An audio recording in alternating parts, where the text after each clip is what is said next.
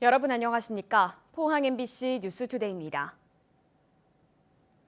경북 동해안은 내일까지 가끔 비가 내리겠습니다. 예상 강수량은 5에서 60mm 정도입니다. 조주경 기상캐스터입니다. 개천절인 오늘 아침에 나오신다면 작은 우산 하나 챙기셔야겠습니다. 지금 비가 내리는 곳이 있는데요. 오전부터 밤 사이에는 소강 상태를 보이는 곳이 많겠습니다. 그리고 내일 새벽부터 다시 비가 오겠습니다. 내일까지 예상되는 비의 양을 보시면 포항과 경주 5에서 30, 영덕과 울진, 울릉도, 독도는 10에서 60mm가 되겠습니다. 오늘도 평년 수준 웃도는 더위는 계속되겠습니다. 경주의 아침 기온은 19.1도로 시작하고 있는데요. 한낮에는 28도까지 껑충 오르겠습니다. 이어서 자세한 오늘 기온 보겠습니다. 오늘 아침 기온은 19도에서 22도 분포로 어제보다 5도에서 7도가량 높게 출발하고 있고요.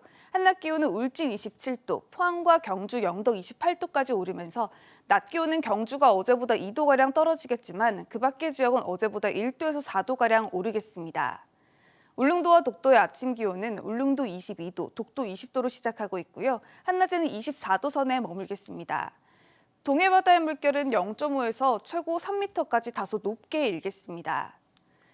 내일 새벽부터 다시 비가 내리기 시작해서 밤까지 이어지겠는데요. 비가 그치고는 날이 부쩍 쌀쌀해지겠습니다. 날씨였습니다.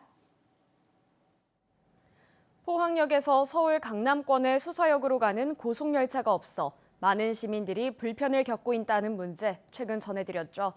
지난달 30일 포항 지역 시민단체와 철도 노조가 수서행 KTX 운행을 촉구하는 시민대회를 열었습니다. 박성아 기자가 보도합니다. KTX로 수서까지 가고 싶다. 지난해 청원인 20만 명을 넘긴 청와대 국민청원입니다.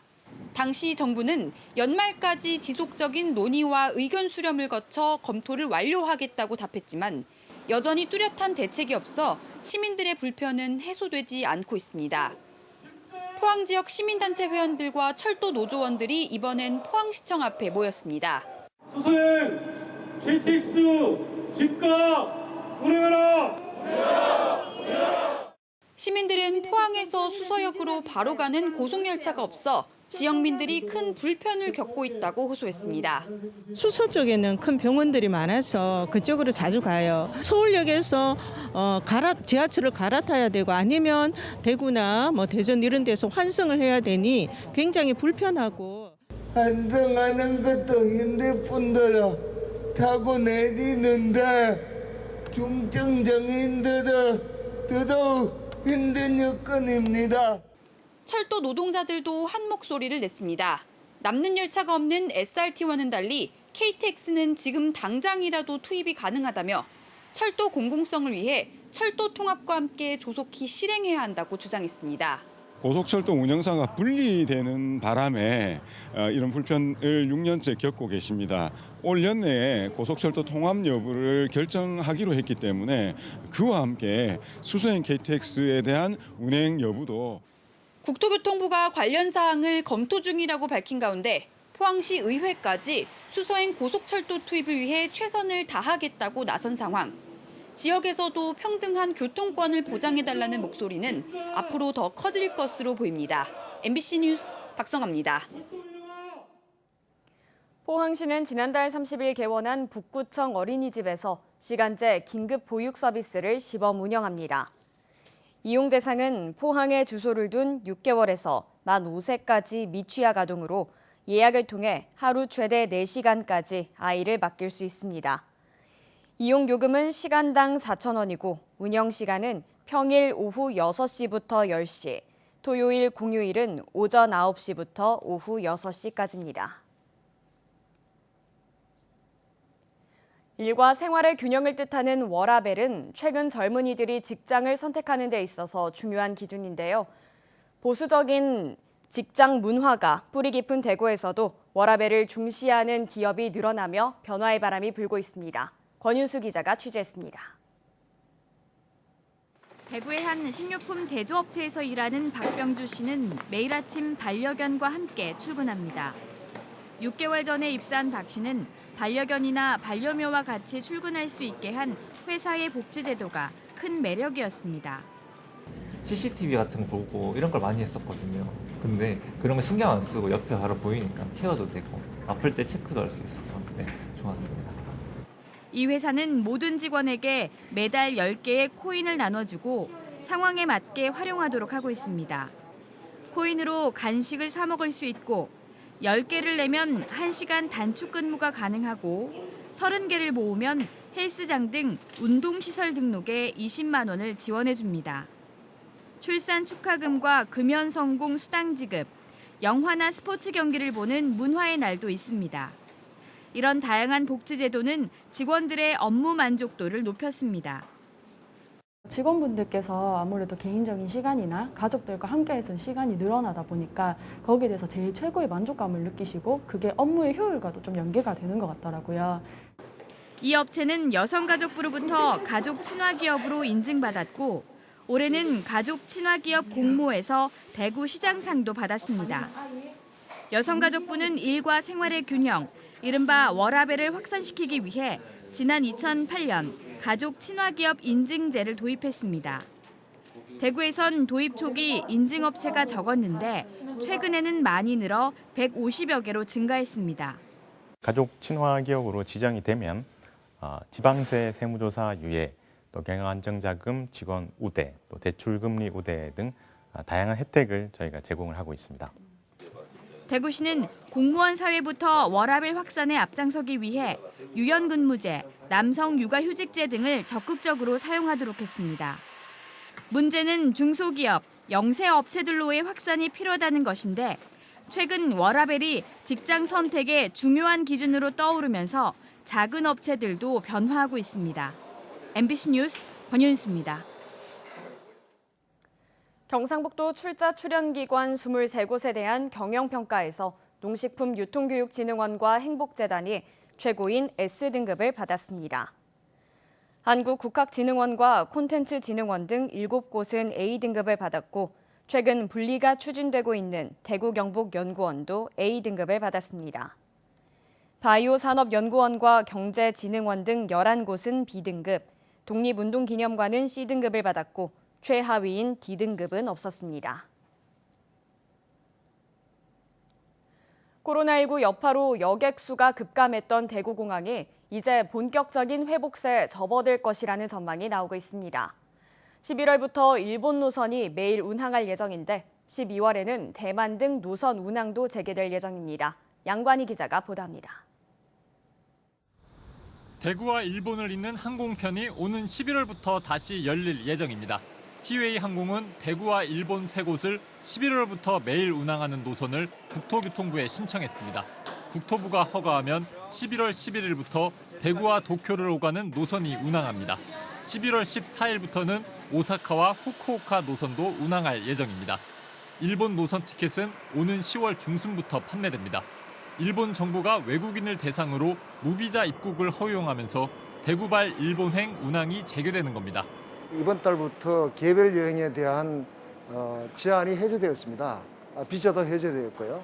그래서 저희들이 대구공항에서도 11월 중순부터 일본 후쿠오카, 오사카, 나리타를 점차적으로 일본행 여객 수가 많아지면 대구공항 국제선 여객 수요 회복에도 도움이 될 전망입니다.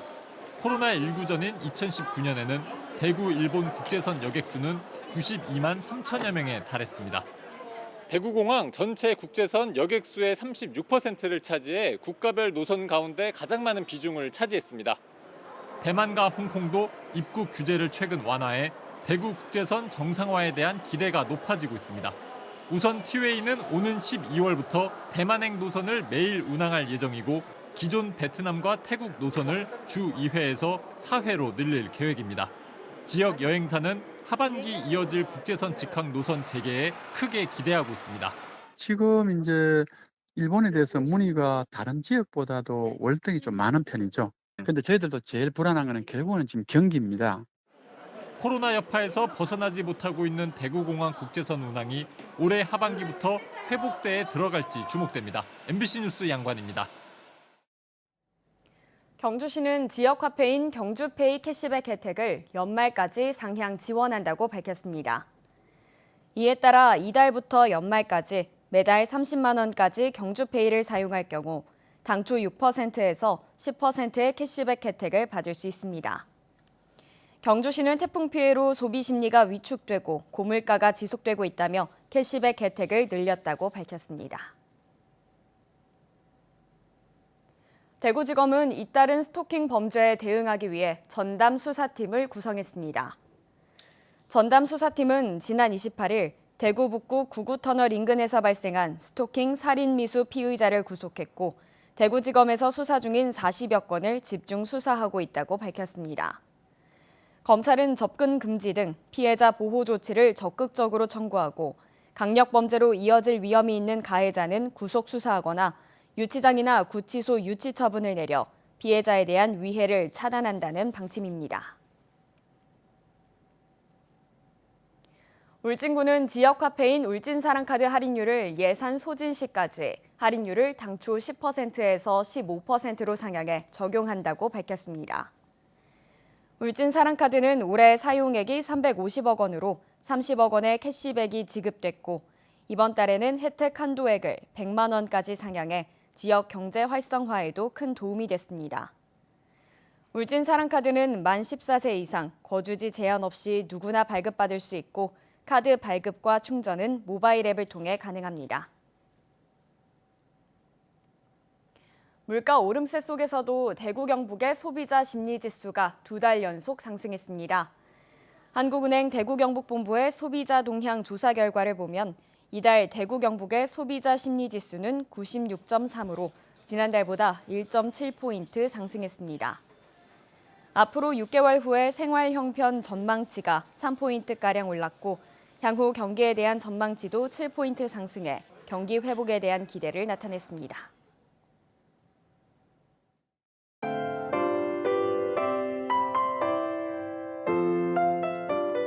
개천절인 오늘 아침에 나오신다면 작은 우산 하나 챙기셔야겠습니다. 지금 비가 내리는 곳이 있는데요. 오전부터 밤 사이에는 소강 상태를 보이는 곳이 많겠습니다. 그리고 내일 새벽부터 다시 비가 오겠습니다. 내일까지 예상되는 비의 양을 보시면 포항과 경주 5에서 30, 영덕과 울진, 울릉도, 독도는 10에서 60mm가 되겠습니다. 오늘도 평년 수준 웃도는 더위는 계속되겠습니다. 경주의 아침 기온은 19.1도로 시작하고 있는데요. 한낮에는 28도까지 껑충 오르겠습니다. 이어서 자세한 오늘 기온 보겠습니다.